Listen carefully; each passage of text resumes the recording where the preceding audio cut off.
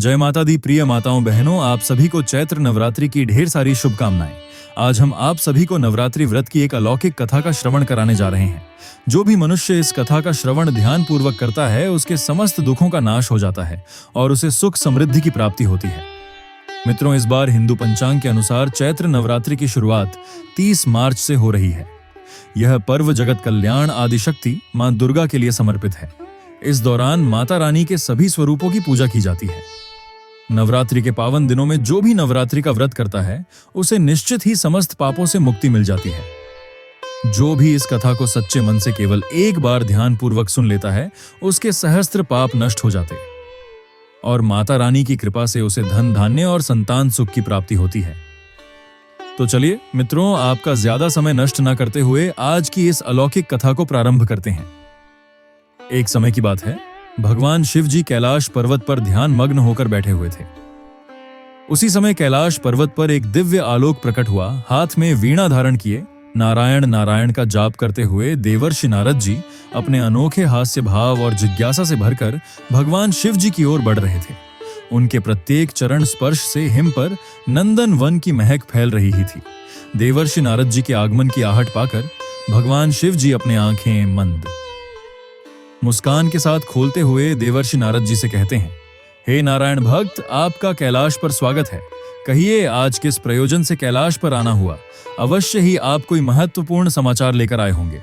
भगवान शिव जी की यह बात सुनकर नारद जी हाथ जोड़ते हुए कहते हैं, हे कैलाशपति, आज मैं कोई समाचार लेकर आपके पास नहीं आया हूं, अपितु मैं तो एक अनमोल रहस्य जानने आया हूं। फिर नारद जी ने विनम्र स्वर में कहते हैं, हे प्रभु, मैं आपके पास नवरात्रि व्रत का महात्मा सुनने के उद्देश्य से आया हूं। इन दिनों में देवी दुर्गा की आराधना विशेष फलदायी क्यों होती है और इस व्रत को करने से कौन सा फल प्राप्त होता है? कृपया आप मुझे इन प्रश्नों का उत्तर देकर मेरे मन में उठ रहे संशय को दूर कीजिए।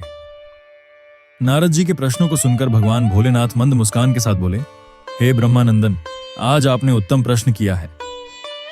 आपके माध्यम से समस्त संसार को इस व्रत का महात्म्य पता चलेगा, इसीलिए आप ध्यान से सुनिए। आज मैं आपको इस व्रत का महात्म्य सुनाता हूं तथा इस व्रत को करने के विधि और नियम भी बताता हूं, किंतु उससे पहले मैं आपको नवरात्रि व्रत की महान कथा सुनाता हूं। जो भी मनुष्य इस कथा का श्रवण करता है उसके समस्त पापों का नाश होता है और उस पर सदैव आदिशक्ति माता दुर्गा की कृपा दृष्टि बरसती है। तभी नारद जी कहते हैं, हे प्रभु, कृपया आप कथा कहिए, मैं इसे ध्यान पूर्वक पूरा सुनूंगा और समस्त लोकों में इसका प्रचार प्रसार भी करूंगा। मित्रों, भगवान शिव जी कथा सुनाते हुए कहते हैं, हे देवर्षि, प्राचीन काल की बात है। मगध देश में एक अत्यंत ही गरीब और निर्धन किसान रहता था जिसका नाम सुरेश था। उस किसान की कई संतानें थीं जो कोई काम नहीं करती थीं, क्योंकि वह अभी बहुत छोटी आयु की थी। धन के अभाव से वे सभी हमेशा दुखी रहा करती थीं। उनके पास जीवन यापन करने के लिए जमीन का एक टुकड़ा भी नहीं था और ना ही उनके पास व्यापार करने के लिए धन था। दिन भर किसान दूसरे के खेतों में काम करता था। बदले में उसे जो धन मिलता था उसी से वह अपने बच्चों के लिए रात्रि को कुछ खाने को ले आता था।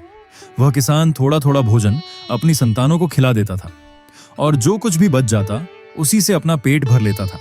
पूरा परिवार दिन भर भूखा रहता था और केवल रात्रि को थोड़ा सा अन्न खा लिया करता था। इस प्रकार से वह किसान स्वयं भूखा रहकर दूसरों का काम करके अपने परिवार का पालन पोषण कर रहा था। वह किसान स्वभाव से अत्यंत निर्मल और दयालु था।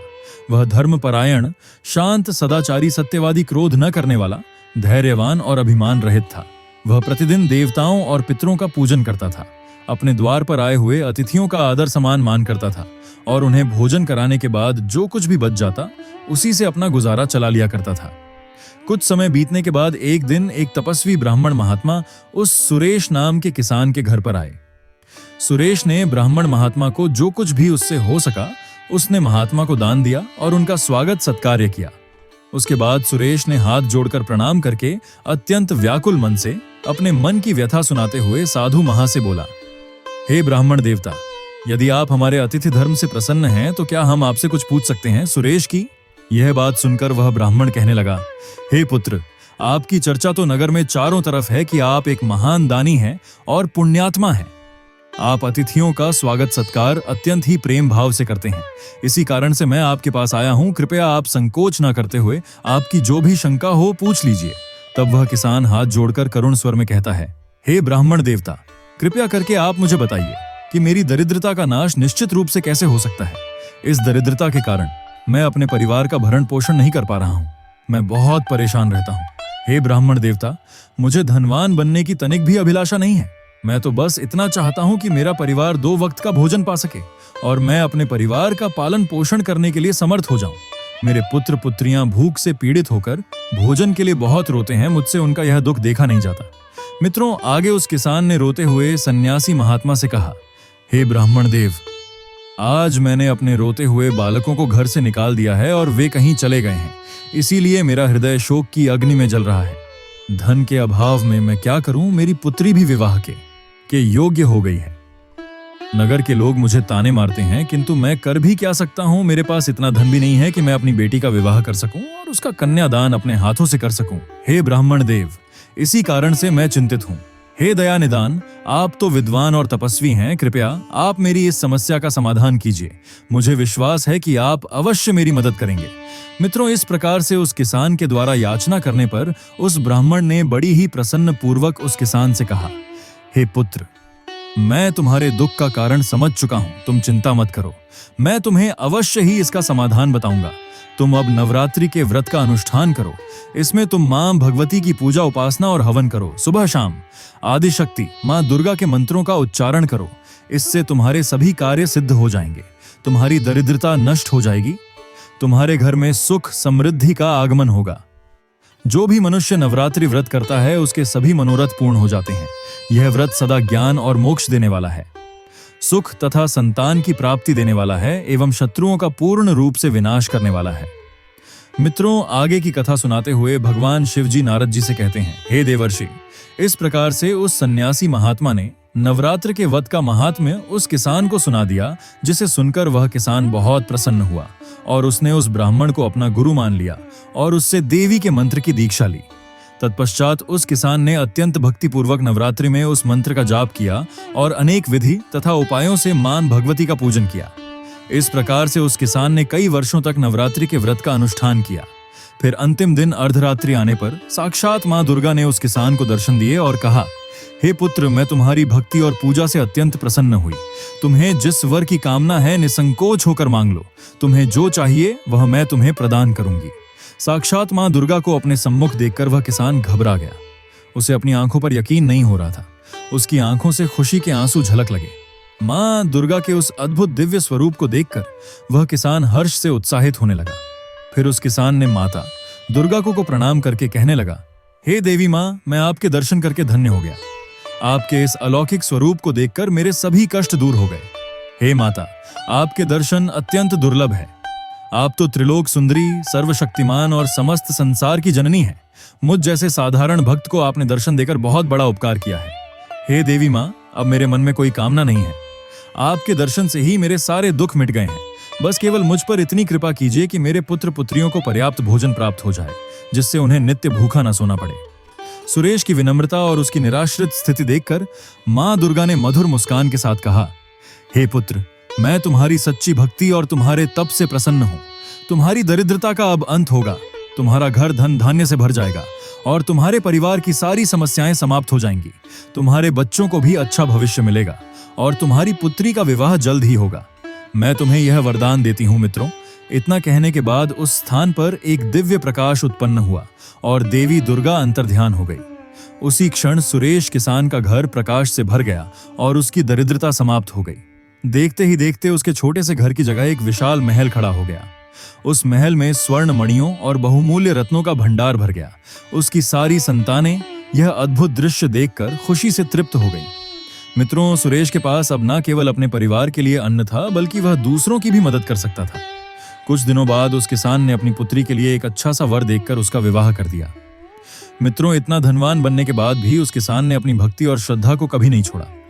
वह प्रतिदिन मां दुर्गा की पूजा करता और उनके प्रति आभार व्यक्त करता था। उसका जीवन अब आनंद और समृद्धि से भर गया था। उसके परिवार ने भी मां दुर्गा के प्रति भक्ति और समर्पण को अपनाया और वे सभी मां के आशीर्वाद से सुखी जीवन व्यतीत करने लगे। मित्रों, आगे भगवान शिव जी कहते हैं, हे देवर्षि, इस प्रकार से मैंने आपको नवरात्रि व्रत की महान कथा सुनाई है। इस कथा को सुनने मात्र से ही व्रती मनुष्य के सभी कार्य सफल हो जाते हैं। जो मनुष्य पूरे नवरात्र उपवास करने में असमर्थ है, वह प्रथम और अंतिम दिन का उपवास करके यथोफल प्रदान कर सकता है। हे देवर्षि, नवरात्र के अंतिम दिन व्रती को पूजन, हवन, कन्या पूजन तथा ब्राह्मण भोजन अवश्य कराना चाहिए। ऐसा करने से उसका व्रत सफल हो जाता है। समस्त भूमंडल में जितने भी प्रकार के व्रत एवं दान हैं, वे इस नवरात्र व्रत के तुल्य नहीं है, क्योंकि यह व्रत सदा धन धान्य प्रदान करने वाला, सुख तथा संतान की वृद्धि करने वाला, आयु तथा आरोग्य प्रदान करने वाला और स्वर्ग तथा मोक्ष देने वाला है। जिस भी स्त्री को संतान प्राप्ति की कामना है, उसे इस सौभाग्यदायी और कल्याणकारी व्रत का विधि पूर्वक सच्ची श्रद्धा से अनुष्ठान करना चाहिए। इस व्रत का अनुष्ठान करने से सभी मनोरथ पूर्ण हो जाते हैं। पूर्व जन्म में जिन लोगों द्वारा यह उत्तम व्रत नहीं किया गया है, वे इस जन्म में रोगग्रस्त, दरिद्र तथा संतान रहित होते हैं। मित्रों, आगे भगवान शिव जी नारद जी से कहते हैं, हे देवर्षि, मैं तुम्हें नवरात्रि व्रत से संबंधित एक और अलौकिक कथा का श्रवण करा रहा हूं। इसे ध्यान पूर्वक सुनना। मित्रों, कथा प्रारंभ करते हुए भगवान शिव जी कहते हैं, हे ब्रह्मानंदन, पूर्व काल की बात है। अंग देश में महेश नाम का एक शिल्पकार रहता। वह अपने हाथों से अच्छी अच्छी मूर्तियां बनाता था, फिर उन मूर्तियों को शहर में जाकर बेचा था। इस तरह से वह अपने परिवार का पालन पोषण करता था। महेश का विवाह एक अत्यंत ही सुंदर स्त्री के साथ हुआ था। वह सुंदर होने के साथ ही साथ दयावान और धर्मपरायण स्त्री थी। वह प्रत्येक कार्य में अपने पति का सहयोग करती थी और अच्छी तरह से अपने परिवार का पालन पोषण कर रही थी। वह अपने परिवार के साथ सुखमय जीवन व्यतीत कर रही थी। एक दिन महेश मूर्तियों को शहर में बेचने के लिए गया हुआ था और जब वह अपनी मूर्तियों को बाजार में बेच रहा था, तभी उसकी दुकान पर एक आदमी आता है और महेश से मूर्ति लेता है। लेकिन वह व्यक्ति महेश को उस मूर्ति का दाम देना भूल जाता है और मूर्ति लेकर चला जाता है। महेश उस व्यक्ति को आवाज लगाने लगता है, किंतु वह व्यक्ति उससे बहुत दूर पहुंच गया था, इसलिए वह महेश की आवाज नहीं सुन पाता है और वहां से चला जाता है। महेश अपनी मूर्ति का दाम लेने के उस व्यक्ति के पीछे भागने लगता है। तभी अचानक से महेश के पीछे से आ रही एक बैलगाड़ी उसके ऊपर चढ़ जाती है, जिससे उसे बहुत सी चोटें आती हैं और वह घायल हो जाता है। उस घटना के कारण महेश का दाहिना हाथ काटना पड़ जाता है, क्योंकि उसका दाहिना हाथ बिल्कुल खराब हो गया था। मित्रों, महेश एक शिल्पकार था और वह अपने हाथों से मूर्तियां बनाता था। उसके बाद उन मूर्तियों को शहर में ले जाकर बेचा करता था, जिससे उसके परिवार का अच्छी तरह से गुजर बसर हो जाता था। लेकिन उस हादसे में महेश का दाहिना हाथ कट जाने के कारण उसका जीवन बड़ा ही कष्टम हो गया था। इस बात को लेकर महेश की पत्नी बहुत दुखी रहने लगी थी। महेश और उसकी पत्नी माँ दुर्गा की प्रतिदिन पूजा अर्चना किया करती थी। उस दिन भी वे दोनों माँ दुर्गा की पूजा कर रहे थे। तभी महेश की पत्नी माँ दुर्गा से कहती हैं, हे देवी माँ, हमारे साथ ऐसा क्यों हो गया? हमने ऐसा कौन सा पाप किया था जिसकी आपने हमें इतनी बड़ी सजा दी? अब हमारा घर कैसे चलेगा? और अब हमें घर चलाने के लिए प्रतिदिन कर्ज लेना पड़ रहा है, तब भी हमारा घर ठीक से नहीं चल पा रहा है। इस बात को लेकर मैं दिन रात बहुत चिंतित रहती हूँ और आज से कुछ ही दिनों बाद नवरात्रि भी आ रही है। सब कुछ कैसे होगा? महेश अपनी पत्नी की इन बातों को सुन रहा था। फिर उसने अपनी पत्नी की ओर देखते हुए कहा, हे प्रिय, तुम ज्यादा चिंता न करो, कोई ना कोई रास्ता अवश्य ही मिल जाएगा। मेरा दाहिना हाथ कट गया है तो क्या हुआ? भगवान ने मनुष्य को दो हाथ इसलिए दिए हैं कि जब कभी मनुष्य के एक हाथ को कुछ हो जाए तो वह अपने दूसरे हाथ से कार्यों को कर सके। इसलिए मैं अपने एक हाथ का उपयोग करके मूर्तियां बनाऊंगा और उन्हें शहर ले जाकर बेचूंगा। अपने पति की यह बात सुनकर महेश की पत्नी दुखी मन से कहती हैं, हे स्वामी, आप ये कैसी बातें कर रहे हैं? आपको पता है ना कि अब आपका दाहिना हाथ नहीं बचा है, इसलिए आप बाएं हाथ से कैसे मूर्तियां बना पाएंगे? फिर महेश अपनी पत्नी से कहता है, हे प्रिय, वह सब देवी माँ देख लेंगी और वैसे भी नवरात्रि का महापर्व आने वाला है, इसलिए कई सारे लोग मेरे पास देवी माँ की मूर्तियां बनवाने के लिए आएंगे।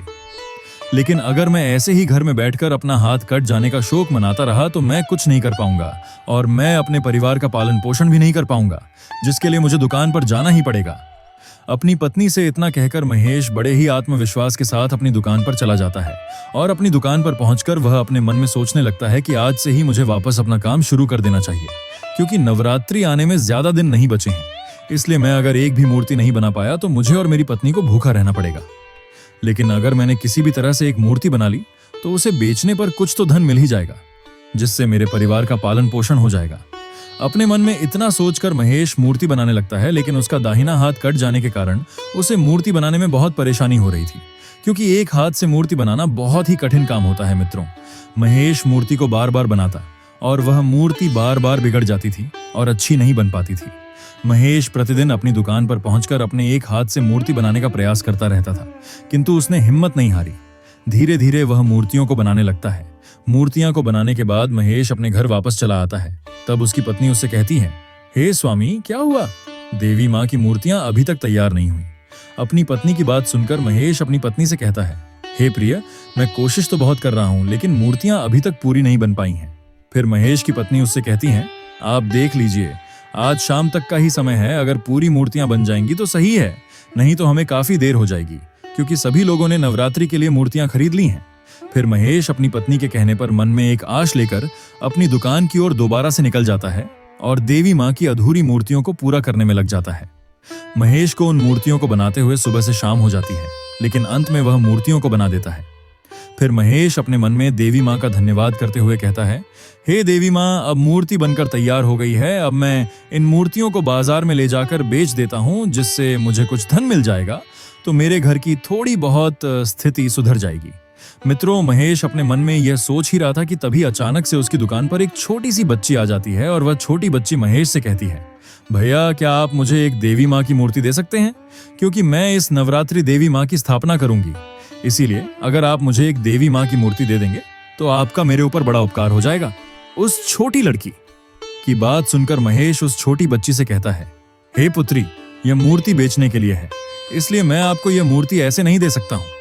यह सुनकर वह छोटी लड़की उदास हो जाती है और करुण स्वर में महेश से कहती है, कृपया करके मुझे यह मूर्ति दे दीजिए, मेरे पास धन नहीं, लेकिन मैं इस बार माता की स्थापना करना चाहती हूँ, इसलिए अगर आप मुझे यह मूर्ति दे देंगे तो मैं देवी माँ से कहूंगी कि वे आपकी सभी मनोकामना पूर्ण कर दें। उस छोटी लड़की की बात सुनकर महेश का हृदय द्रवित हो उठता है और वह अपने मन में सोचने लगता है कि यह छोटी लड़की बड़ी उम्मीद के साथ मेरे पास आई है, इसलिए मैं इसे खाली कैसे भेज सकता हूँ। लेकिन मैंने यह मूर्ति अगर इस लड़की को मुफ्त में दे दिया तो मेरे घर का गुजर बसर करने में बड़ी ही कठिनाई आ जाएगी, किंतु मैं इस लड़की को ऐसे निराश भी नहीं कर सकता हूँ, क्योंकि यह भी तो देवी माँ का ही रूप है, इसलिए मैं इस लड़की को यह मूर्ति दे देता हूँ।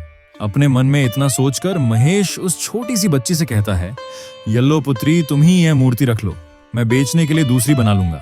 फिर महेश उस छोटी लड़की को वह मूर्ति दे देता है। मित्रों, महेश उस छोटी लड़की के हाथ में जैसे ही देवी माँ की मूर्ति रखता है, वैसे ही वह छोटी लड़की अपना रूप बदल लेती है और साक्षात देवी माँ के रूप में आ जाती है। महेश साक्षात देवी माँ को अपने सामने देखकर बड़े ही आश्चर्य में पड़ जाता है और तुरंत देवी माँ के चरणों में गिर जाता है और माँ दुर्गा से कहता है, हे माँ, आज आपके दर्शन पाकर मैं धन्य हो गया, मेरा जीवन सफल हो गया है। हे माँ, आज आपने इस तुच्छ मनुष्य को दर्शन देकर मेरा जीवन सफल कर दिया है। तब माँ दुर्गा महेश से कहती हैं, उठो वत्स, मैं तुम्हारी भक्ति और सच्चाई से बहुत प्रसन्न हूँ। तुम अपने मुश्किल समय में भी मेरा नाम जप रहे और कैसे तुमने बिना अपना कोई फायदा देखे एक लड़की की निस्वार्थ भाव से सहायता की है, इसलिए मैं तुमसे बहुत प्रसन्न हूँ। हे पुत्र, मैं तुम्हें एक वरदान देती हूँ कि तुम जिस भी मिट्टी को अपने हाथ से स्पर्श करोगे, वह मिट्टी एक जादुई मिट्टी बन जाएगी, जिससे तुम अपने मन में जो भी आकार बनाओगे वह अपने आप ही उस आकार की बन जाएगी, जिससे तुम्हें अपने एक हाथ से मूर्तियां नहीं बनानी पड़ेंगी। माँ दुर्गा की इन बातों को सुनकर महेश माँ दुर्गा से कहता है, हे माँ, आज आपने यह वरदान देकर मुझ पर बहुत बड़ा उपकार किया है। फिर माँ दुर्गा महेश से कहती हैं, हे पुत्र, तुम अपनी इस शक्ति का कभी घमंड मत करना और अगर तुम्हें कोई भी जरूरतमंद व्यक्ति दिखे तो तुम उसकी सहायता अवश्य करना। मित्रों, महेश से इतना कहकर देवी माँ वहां से अंतर्ध्यान हो जाती हैं। इस वरदान के मिल जाने के बाद महेश को ऐसा लग रहा था कि जैसे उसे उसके दोनों हाथ दोबारा से मिल गए हों। फिर महेश प्रतिदिन अपने हाथों से मिट्टी को छूता और उस जादुई मिट्टी को अपने मन के अनुसार आकार बना देता था, जिससे अब उसे मूर्ति बनाने में कोई कष्ट नहीं हो रहा था और इस तरह से वह प्रतिदिन कई सारी मूर्तियां अपने मन मुताबिक बना लेता था और उन मूर्तियों को बाजार में बेच आता था और उसकी बनाई मूर्तियां बहुत ही सुंदर और आकर्षक होती थीं, जिसके कारण उसकी बनाई गई मूर्तियां बाजार में बहुत ज्यादा बिकने लगीं। फिर देखते ही देखते देवी माँ के वरदान से महेश के दिन सुधर जाते हैं, उसके सारे कर्जे भी खत्म हो जाते हैं और अब महेश अपनी पत्नी के साथ खुशहाल जीवन व्यतीत करने लगता है। ऐसे ही दिन बीत रहे थे। महेश धीरे धीरे धनवान होता जा रहा था। लेकिन एक दिन की बात है, महेश अपनी दुकान में मूर्ति बना रहा था कि तभी अचानक से उसकी दुकान पर एक व्यक्ति आ जाता है और महेश से कहता है, महेश जी, क्या आप मेरी एक सहायता करेंगे? उस व्यक्ति की बात सुनकर महेश उससे कहता है, जी बताइए, मैं आपकी किस प्रकार से सहायता कर सकता हूँ? तो वह व्यक्ति महेश से कहता है कि मैंने लोगों से आपके बारे में सुना है कि आपके पास एक चमत्कारी शक्ति है, जिससे आप अपने मन में जो भी सोचते हैं उसकी मूर्ति अपने आप ही बन जाती है। फिर महेश उस व्यक्ति से कहता है, जी हाँ, वह तो है, आपने सत्य कहा। तब वह व्यक्ति महेश से कहता है, क्या आप मुझे वह चमत्कारी शक्ति दे सकते हैं? देखिए, मना मत कीजिएगा, क्योंकि मेरी माँ का कुछ ही दिनों पहले देहांत हो गया था और मैं अपनी माँ से बहुत प्रेम करता था। लेकिन मेरे पास मेरी माँ की कोई भी तस्वीर नहीं है, लेकिन मेरी माँ सिर्फ मेरे मन में है। इसीलिए अगर आप मुझे वह शक्ति दे दें तो मैं अपने मन से सोचकर अपनी माँ की एक मूर्ति बना सकता हूँ जिसे मैं सदैव अपने पास रखूंगा। मेरे पास सिर्फ यही एक रास्ता है। उस व्यक्ति की बात सुनकर महेश अपने मन में सोचने लगता है कि क्या मुझे अपनी शक्तियां इस अजनबी व्यक्ति पर भरोसा करके इसे दे देनी चाहिए। फिर वह सोचने लगा, यह शक्ति मेरी तो नहीं, यह शक्ति तो मुझे देवी माँ ने दिया था, और देवी माँ ने यह भी कहा था कि कोई जरूरतमंद को जरूरत पड़े तो इन शक्तियों से उसकी सहायता कर देना। इसलिए मुझे ये शक्तियां इसे दे देनी चाहिए जिससे इसकी यह मनोकामना पूरी हो जाए। अपने मन में इतना सोचकर महेश उस व्यक्ति से कहता है, ठीक है भाई, मैं आपको उस शक्ति का ज्ञान दे देता हूँ। जैसे ही महेश इतना कहता है वैसे ही वह अजनबी व्यक्ति देवी माँ के रूप में साक्षात प्रकट हो जाता है। वह व्यक्ति देवी माँ ही थी जो महेश की परीक्षा लेने आई थी।